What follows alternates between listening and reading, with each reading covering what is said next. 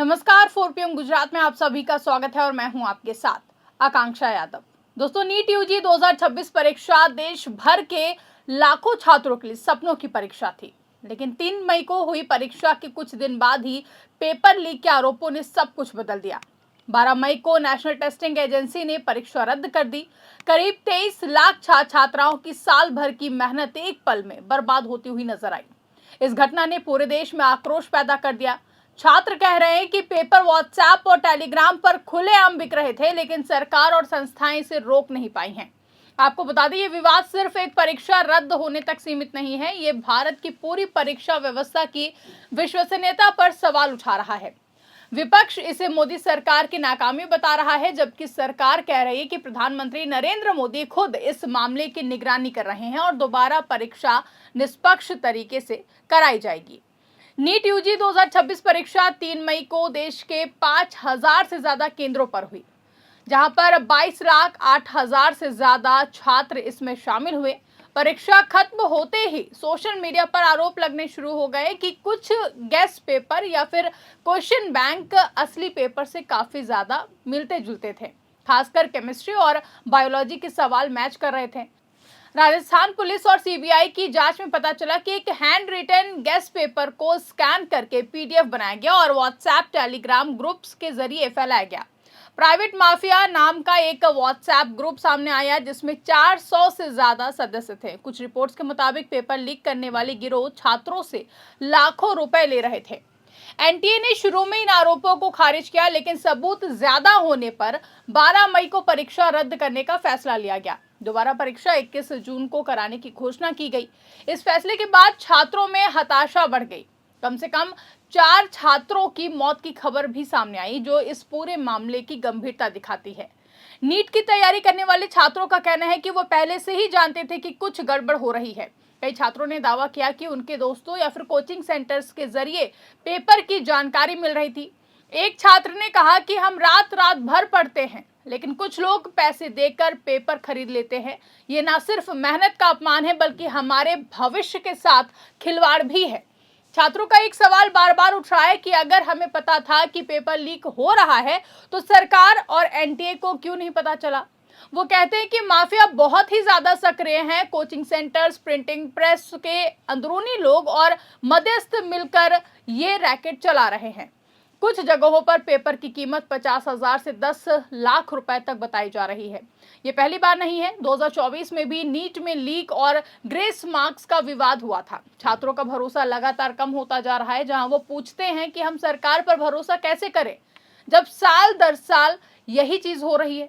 आपको बता दें कि नीट छात्रों से मुलाकात के बाद राहुल गांधी ने बड़ा बयान देते हुए कहा है कि एक बात बिल्कुल साफ हो गई है कि भारत का युवा नरेंद्र मोदी यानी कि प्रधानमंत्री नरेंद्र मोदी पर भरोसा नहीं करता है। उन्होंने मुझे बताया है कि पेपर व्हाट्सएप और टेलीग्राम पर खुलेआम बिक रहे हैं। किस कीमत पर बिक रहे हैं, कौन खरीद रहा है, माफिया कैसे काम कर रहे हैं, ये सब इन बच्चों को पता है। उनका एक ही सवाल था कि जो हमें पता है वो सरकार और संस्थाओं को क्यों नहीं। सच ये है कि ये बच्चे सरकार से बेहतर जानते हैं कि इस सड़ी हुई व्यवस्था को कैसे ठीक किया जा सकता है। दूसरी ओर कितनी शर्मनाक बात है कि जिस सेना का काम दुश्मनों से देश की रक्षा करना है, आज उसे मोदी सरकार के अपने भ्रष्टाचार से बच्चों के पेपर बचाने भेजा जा रहा है।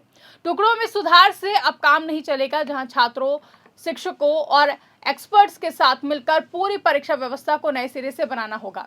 हम और बच्चे नहीं खो सकते हैं और ना ही एक और पीढ़ी का भविष्य इस भ्रष्ट तंत्र के हवाले कर सकते हैं।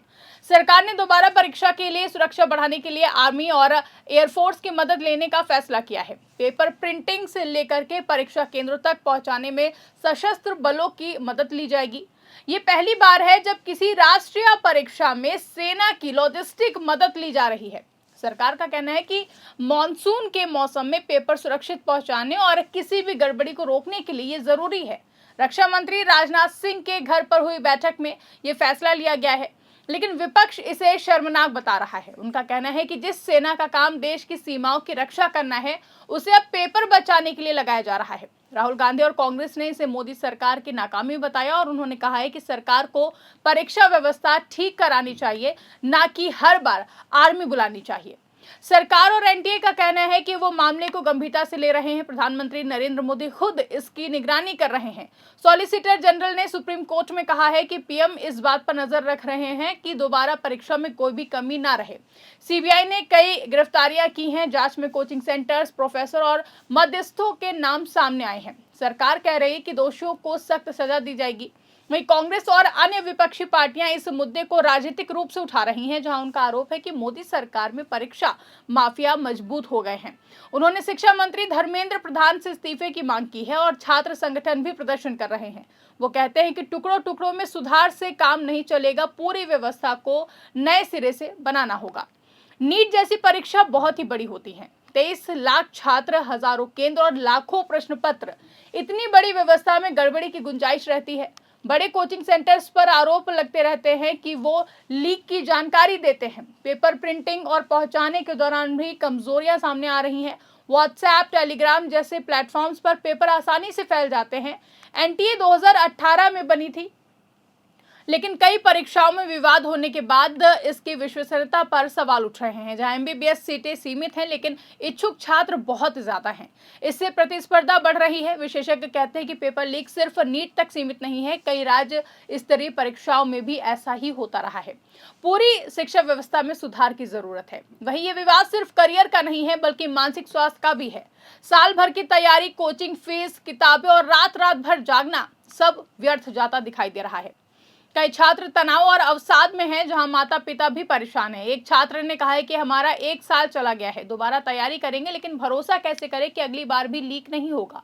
सुप्रीम कोर्ट इस मामले पर सुनवाई कर रहा है। अदालत ने कहा है कि छात्रों का भविष्य इस भ्रष्ट तंत्र के हवाले नहीं किया जा सकता है। एनटीए को जवाबदेही तय करनी होगी। वहीं छात्र, शिक्षक और एक्सपर्ट्स का कहना है कि अब टुकड़ों में सुधार से काम नहीं चलेगा, पूरी परीक्षा व्यवस्था को नए सिरे से डिजाइन करना होगा। नीट 2026 पेपर लीक विवाद भारत के युवाओं की आकांक्षाओं और व्यवस्था की कमियों को सामने लाया है। जहां छात्र मेहनत करना चाहते हैं, लेकिन उन्हें निष्पक्ष मौका भी चाहिए।